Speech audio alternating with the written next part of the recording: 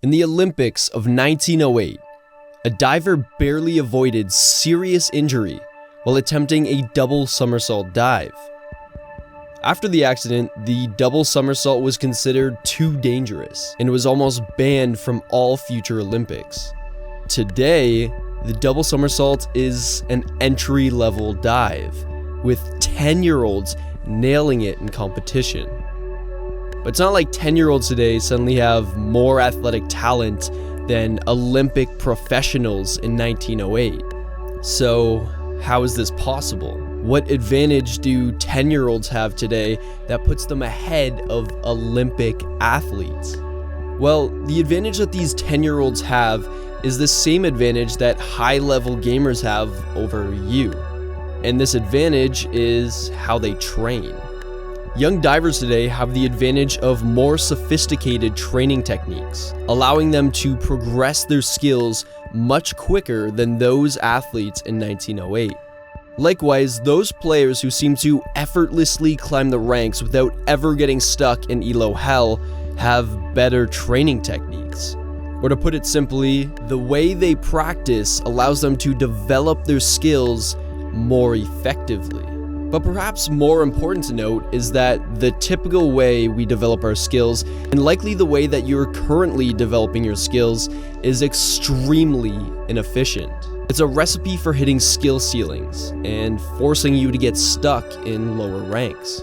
Luckily, there's a much better way to go about it. Like the 10-year-old divers of today, you can accomplish amazing feats in a short amount of time. You can smash through the skill ceilings that hold others back, and you can achieve mastery much faster than you ever thought possible. And to do this, all you need is the right technique.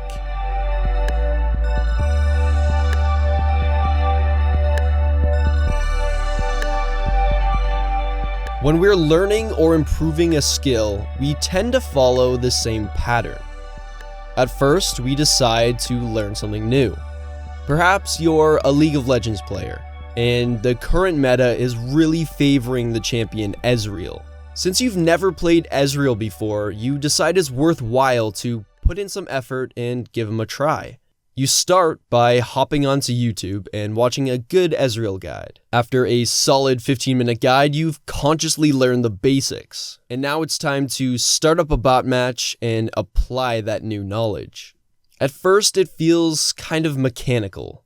You have to consciously think about what spells to use and when to use them. And you seem to make a lot of mistakes. But after a few games, you start to feel more comfortable.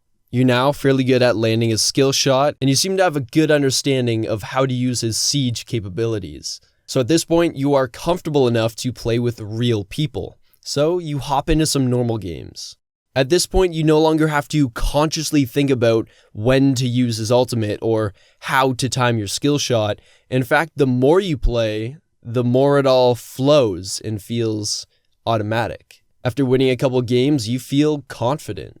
And for the most part, you're satisfied. You are now officially an Ezreal player.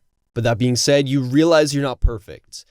You're still aware that your early game's a little off. Perhaps you don't have the best positioning, and you can get caught out fairly easily. On top of this, your general mechanics are not that great. Well, at least not yet. The main thing is that you can hold your own weight in a game, so it's good enough for now. And all you really have to do is play Ezreal a bunch of times, and eventually you'll have him mastered, right? In short, we typically go about developing our skills by learning the basics until we can comfortably apply them in a real situation. Then we apply the skill repeatedly and expect that repetition alone will improve our overall performance. But there's a fatal flaw in this approach. When we learn a skill to a point that we're comfortable and it becomes automatic, we stop improving. And when you hit this point, repeating the skill over and over really won't do anything. Think of it like this. If an amateur pianist took 6 years of lessons, but then played the same songs in the exact same way over and over for the past 10 years, He is no better at playing the piano today than he was 10 years ago. In fact, without actively trying to improve his skills, he's probably gotten worse. And if he, without realizing, learned the songs incorrectly and practiced them over and over, then the mistakes will become just as automatic as the rest of his performance. And this is exactly why people get stuck at a specific rank and can't seem to ever make progress. Because at this point, they're repeating the same thing over and over, desperately hoping that repetition will have an effect on their overall performance. In order to keep progressing, you simply need a new way to develop your skills. In his book Peak, Anders Ericsson lays out the characteristics of effective practice, or as he likes to call it, purposeful practice. And by infusing your practice with these characteristics, you'll be able to improve much faster and push past the skill barriers that are holding you back. The first characteristic is a specific goal for your practice. Without a practice goal, there's no way to tell if the practice session is a success. So based on your ultimate goal, identify what specific skills you need to improve. Then set up your practice in a way that you can measure your progress and set short-term goals for improvement. The second characteristic is focus. You can't improve much without giving the practice your full attention. Of course, this means getting rid of distractions while you're practicing, but more importantly, it means investing yourself in the practice so that you're genuinely excited to make progress. The third characteristic is feedback.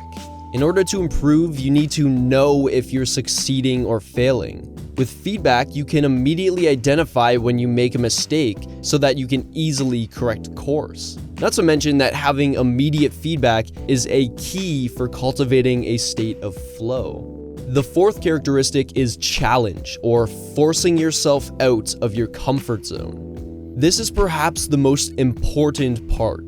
You must actively set up your practice so that you are always being pushed out of your comfort zone. And pushing yourself out of your comfort zone means trying to do something that you couldn't do before. And the reason this is important is because you can't improve by doing something over and over that's already easy for you. Doing that is like lifting a 1-pound dumbbell in an effort to build muscle. It just doesn't work.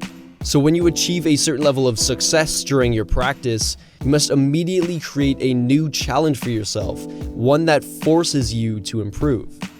And the fifth characteristic is motivation. Maintaining focus and effort during this type of practice requires motivation. When you're constantly challenging yourself, you need to know why and be able to justify the efforts with a clear end goal. But you also need to enjoy the process. If you put too much pressure on it, you'll make yourself frustrated and want to give up.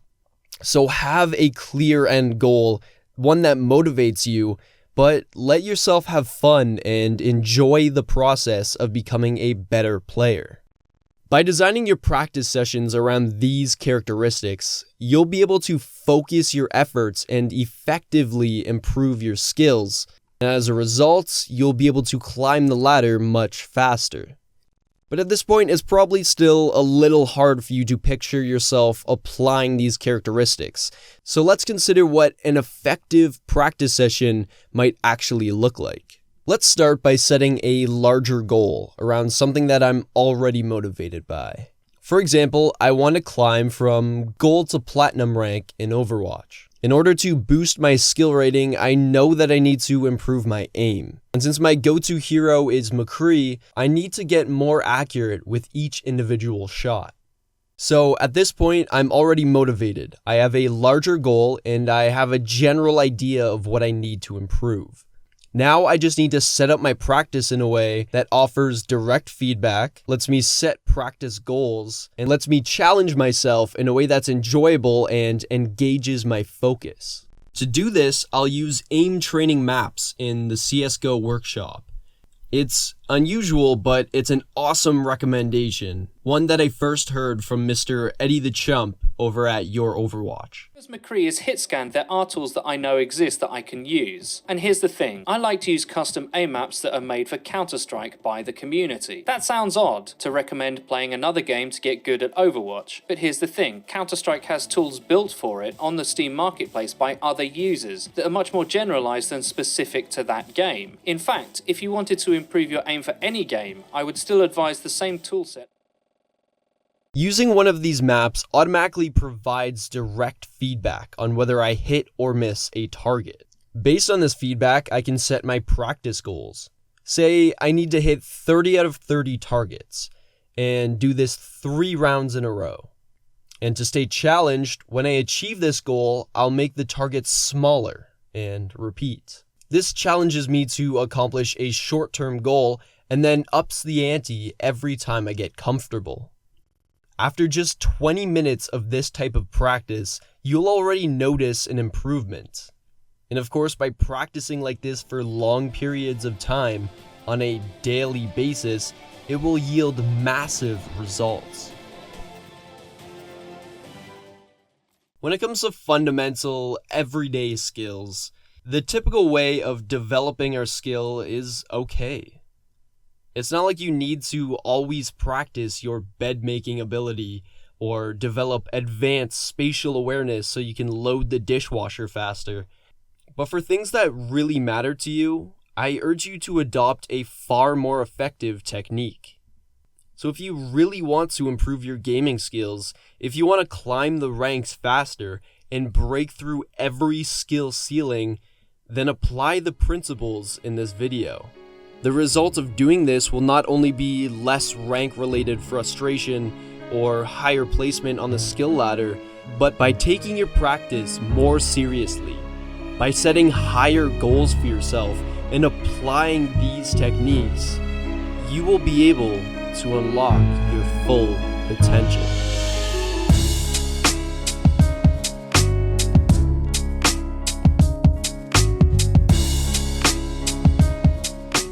Hey there, eAthletes. I hope you got a ton of value from this video, and I hope it completely changes the way that you view your practice. So if you enjoyed the video, then show it some love by leaving a comment. Let me know what the biggest takeaway is for you and how it will improve your practice. Anyways, thank you so much for watching, and I'll see you guys in the next video.